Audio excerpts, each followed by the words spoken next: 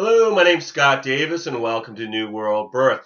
This is the weekly neutrino forecast for December 21st to December 27th of 2014. And on December 21st, we have the Sun. It's in the 10th hexagram. It's also in late Sagittarius, and later in the day it moves into Capricorn. And on the outside of the wheel, we can see a stack of lines denoting the 10th hexagram, numbered from bottom to top. The 10th hexagram goes yang, yang, yin, yang, yang, yang. And then the 10th hexagram is mapped to an opening in an energy channel called a gate. And here we have the 10th gate of behavior of the self, treading the underlying code of behavior, which ensures successful interaction despite circumstances. It's located in the G center in an individual energy path in the centering circuit called the channel of exploration, a design of following one's convictions that connects to the 34th gate of power, the power of the great. Power is only great when its display or use serves the common good. And being part of the integration channels, the 10th gate also forms the channel of the perfected form, which we can see right here, which is a design of survival when it connects to the 57th gate of intuitive insight, the gentle. And it also forms the channel of awakening with the 20th gate of the now, contemplation, and the channel of awakening is a design of commitment to higher principles. And I've found human design to be amazingly accurate in describing the person, that I use it as my primary tool when I provide readings. And we have the following activated gates on the 21st. We have the Sun in the 10th gate. We have the Earth is in the 15th gate. The North Node is in the 57th gate, with the South Node in the 51st gate. Mercury is in the 58th gate, with Venus is in the 38th gate, along with Pluto. Mars is in the 19th gate, with Jupiter, a retrograde, up in the 4th gate, which we don't even have on the chart, but we'll put right back here right now. And then we have Saturn in the 14th gate, and Uranus is at a standstill as it turns direct on the 21st in the 21st gate. And then we have Neptune in the 55th gate, and Pluto, as we mentioned earlier, is in the 38th gate. So obviously, not every gate activation forms a channel, but this information can be very helpful if you know your human design chart, because some of these transits will form channels with potentials in your personal body graph. And you can get your human design chart by going to jovianarchive.com, click on the button that says Get Your Free Rave Chart, and then just enter in your birth information.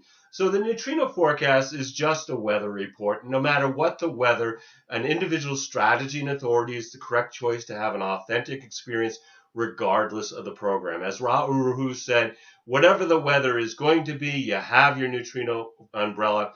As long as you're experimenting with your strategy and authority, the weather is for your pleasure. And as we begin the week, we have one channel definition due to the transit field, with the Sun in the 10th gate and the North Node in the 57. We have the channel of the perfected form until the 25th. This is a design of survival where behavior becomes art. The defined splenic center brings intuition and well-being, and Ra warned that non-splenic people may let go of something that is good for them during a transit defining the splenic center. The influence of the transit may be that people feel the need to perfect their form, however they define that, whether it's their bodies, their work, their home, their art, wherever form means to them. It brings the love of art that's created simply for the enjoyment of the artist. And folks may find that they have an ability to think on their feet under this influence. As individual circuitry, this definition brings melancholy or blue feelings that are best used in some type of creative activity. So we're going to be talking about the Sun's Ravi Ching line values daily, because 70% of the neutrinos we receive come from the Sun. And as Ross said in Living with the Program, the lines of the day, when talking about these shifts of line values, He said, we can always take advantage of the themes of the day. Now, if your strategy and authority doesn't lead you in that direction, you can always recognize how the program is affecting others in your environment. So let's get started. On December 21st, we begin the day with the sun in the second line, the hermit line of the 10th hexagram, and the sun in the 10-2 is described as the hermit. The successful sidestepping of behavioral requirements through isolation, exalted where mental functions enrich aloneness, independent behavior through isolation, detrimented the angry exile, isolation to preserve independent behavior in the face of conditioning. Second line days, people are waiting for something. They're typically waiting to be called. They might be stuck in their own trip, so it really might not be the best day to have a big social occasion because folks would rather stay home under that second line influence. Later on the 21st, the sun moves into the third line, again, of the 10th hexagram, with the shift happening in 8:59 p.m. Eastern Standard Time, and the times I'm going to be giving you are going to be Eastern Standard Time, so you want to convert that to your local time zone. The sun in the 10-3 is the martyr, the futile rejection of standards based on just awareness. Exalted a martyr as an example of an enduring example whose behavior is ultimately enshrined, behavior that ultimately challenges others, detrimented the martyr complex, the active pursuit of martyrdom for personal aggrandizement, behavior as a way to attract attention. And third line days, again, this is the martyr, bonds made and broken, trial and error process. So it's a day when things can bump into you. So it's a day to be careful on the roads, be careful of swinging doors, swinging elbows. It's a day where we might have bonds made and broken. The third line is about a trial and error process. And a system of discovery by figuring out what doesn't work. It's a good material day, so it might be good to do business or work on the material plane, but you have to be careful because things can go wrong, but ultimately those things are here to lead to discovery. Also on the 21st, Mars moves from the 19th hexagram and gate up into the 13. Out of the G center. So Mars is in the gate of the listener, the fellowship of man, universal ideas and values in an ordered framework which inspire humanistic cooperation. And of course, Mars is moving direct, so we enter in the first line of the 13, which is empathy, the ability to relate and commune with equanimity. Exaltation of this is harmony through affection, a role of openness in listening to others with affection. Detrimented, we have the politician kissing babies, the role of openness that is never free of motives. And Ross spoke about Mars being an extraordinary and immature energy resource that lacks refinement and is subject to outbursts. And Mars represents the warrior archetype in mythology. By following our strategy and authority, we slowly refine our design and personality Mars from immaturity to wisdom. And then on the 22nd, the sun moves up into the fourth line of the 10th hexagram, the shift happening at 7:04 p.m. Eastern Standard Time, where the sun is described as the opportunist, the acceptance of norms until successful transformation can be engendered. Exalted transformation that is transcendence to a higher code. The maintaining of behavioral patterns until the right moment and opportunity for transformation. Detrimented opportunism as a game and or mental exercise, altering one's behavioral patterns in order to take advantage of opportunities. And fourth line days, we've moved from the lower trigram, which is about the personal process, to the upper trigram, which is about transpersonal energy. So this is a shift up going from inward perspective to more looking outward, with the themes of friendship, companionship, networking. And fourth line days are great for social interactions. People are more open to networking, to being friendly and social. And then also on the 22nd, Mercury moves from the 58 into the 38, where it joins Pluto. But earlier in the day, Venus moves out of the 38 and into the 54. So we're going to start with talking about Mercury. Mercury is the messenger of the gods in mythology. So this is about communication and expansion of human consciousness through communication, not just as words, but also as music. Oh, Jupiter keeps falling off here. Let's get Jupiter back. Sorry about that. Let's see, maybe I got a stickier Jupiter.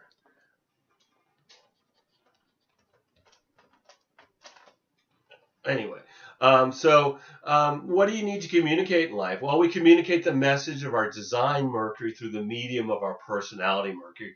And what might be communicated when Mercury's in the 38? Well, probably the pressure to challenge the threats to our integrity. This is the gate of the fighter, opposition, the ability to preserve individual integrity through opposition to detrimental forces. And Mercury in the first line of the 38 is qualification, tempering opposition based on circumstances. Exalted, the psychic attunement that guarantees proper action, the psychic gift of knowing when and how to fight. Detrimented, the tendency to oppose as a general rule, the drive to fight as a general rule. And then also on the 22nd, we've got Venus leaving the 38 and moving into the 54. So it's leaving where Pluto is. And in the 54th, it moves into the 54th hexagram and gate. In human design, Venus is very powerful and deeply misunderstood, according to Ra.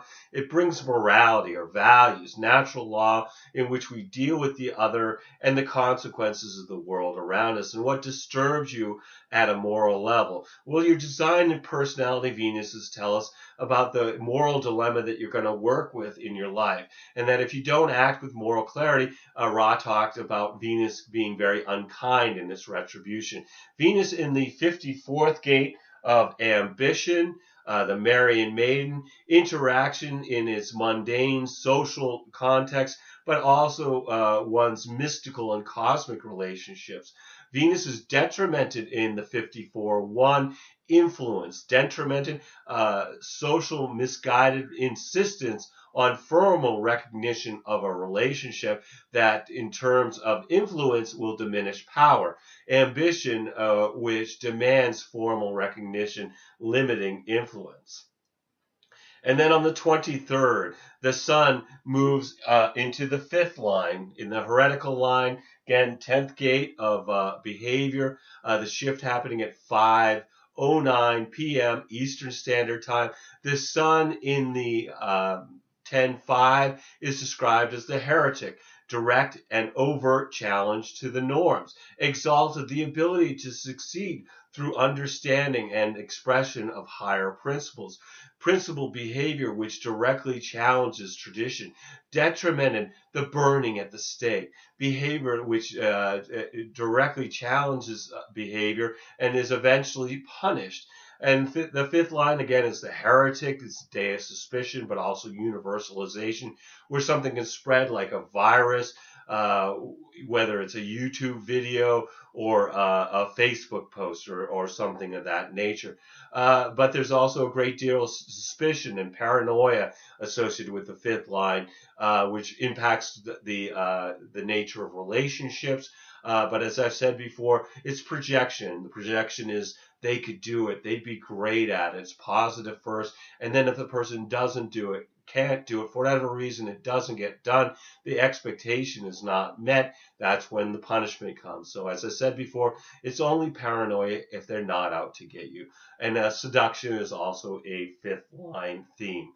And then on the 24th, the sun moves into the 6th line. So up into the roof of the hexagram, 10th gate, shift being at 3:14 p.m. Eastern Standard Time. The sun in the 10-6 is the role model, the perfect expression of norms through action rather than words.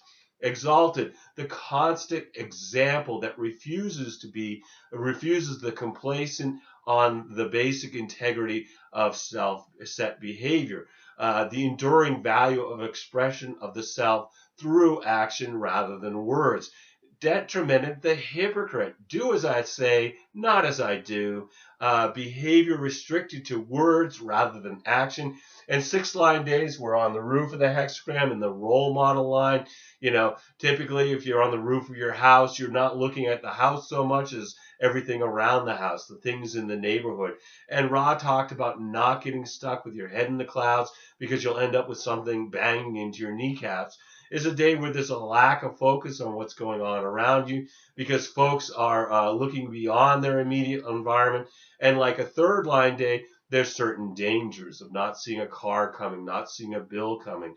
And then also on the 24th, Saturn moves from the 14th gate into the 34th gate, which we will put here.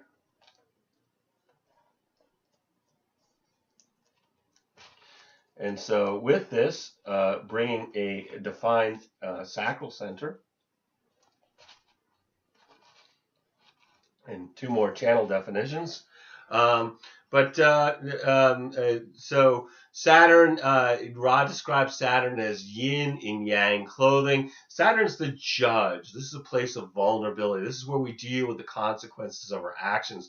Strategy and authority are the best way to avoid paying the Saturnian price. The 34th hexagram is power. Power of the great. The power of the great. Power is only great when its display serves the common good. And Saturn is exalted in the 1st line of the 34, which is the bully, the indiscriminate use of power. Exalted, the less negative the resort to power as a manifestation of frustration, the energy to display power as a response to frustration. And with Saturn in the 34th hexagram and the North Node in the 57, we have the channel of power, the design of an archetype, which will be with us until January 2nd. And this is the channel that brings attunement to the body to have an acute early warning system to anything in the immediate environment. This increases our intuitive awareness through the power of sacral response. This may affect folks to feel more on guard and alert to dangers in the moment. This is an animal instinct to engage in battle or jump out of the way with a split-second response from our attunement to sound and vibration. People will be more in tune with what's being said from the tone of the voice of the speaker rather than the words spoken. And sometimes this is experienced as a coolness by others.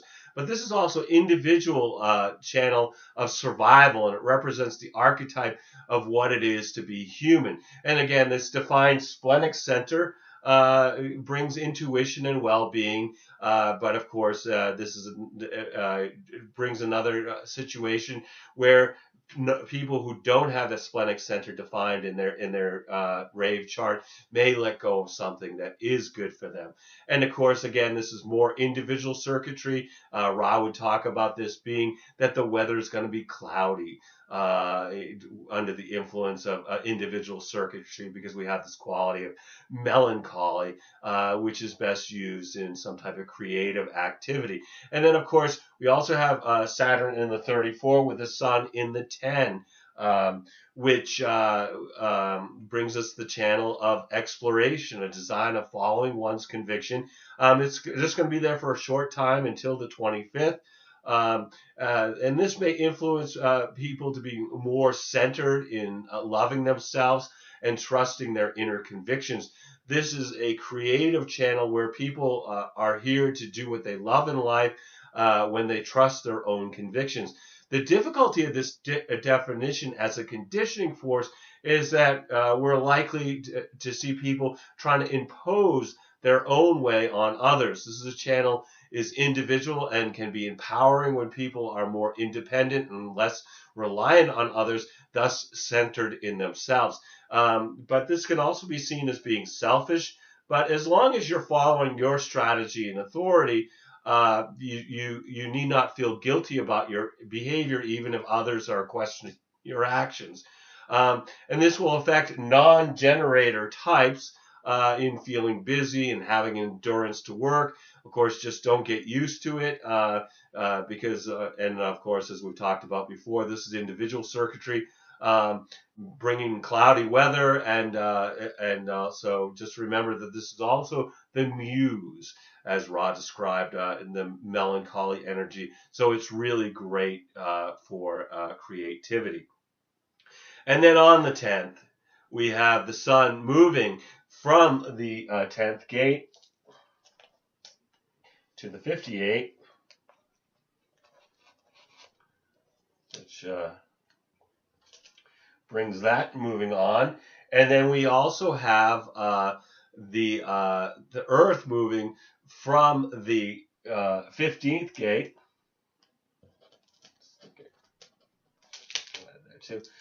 Into the 52nd gate down here. And the Earth in the 52nd hexagram and the gate of inaction, keeping still, the mountain, temporary and self-imposed inaction for the benefit of assessment. And this shift happens at 1:19 p.m. Eastern Standard Time with the sun in the 58th gate of aliveness. The joyous stimulation is the key to joy. The sun in the 58-1 is the love of life exalted.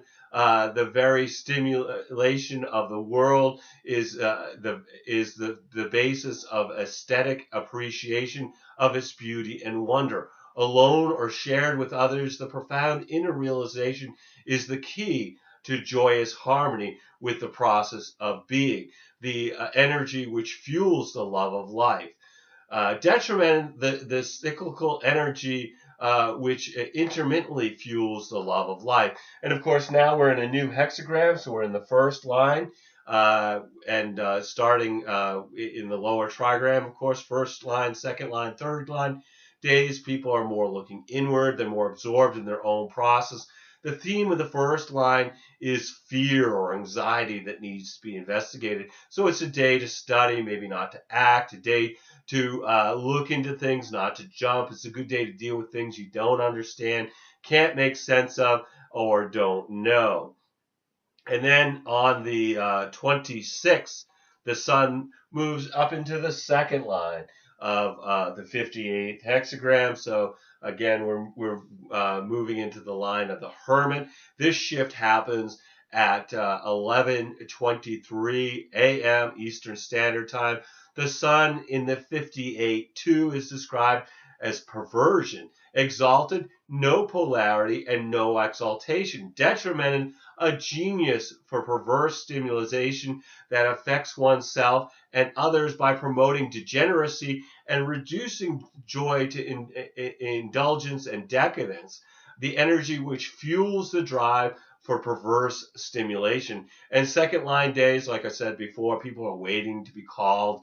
So this is, again, it's a time when people want to stay in their hermitages and homes. So it might not be the best time for a large social event. And then also on the 26th, Mercury moves from the 38, leaving Pluto, and joins Venus in the 58. And again, Mercury, again, is about communication. And what might be communicated while Mercury's in the 58? Well, the pressure to move up the ladder, to gain resources for the tribe.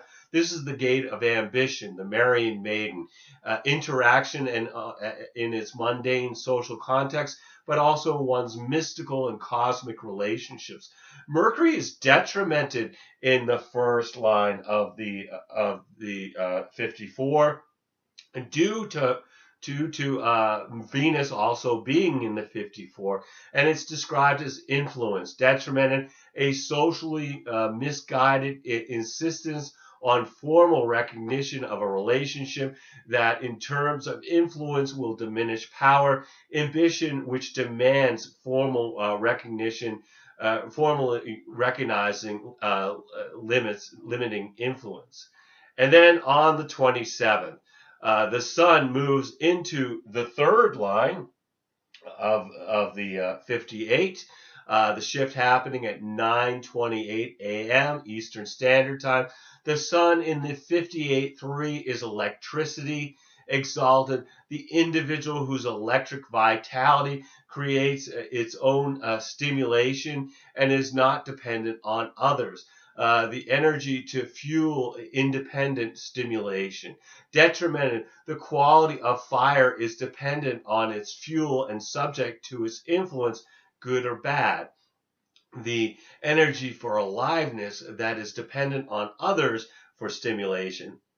And as I said before, third line day, we're dealing with the line of the martyr, bonds made and broken, a trial and error process, a system of discovery by figuring out what doesn't work.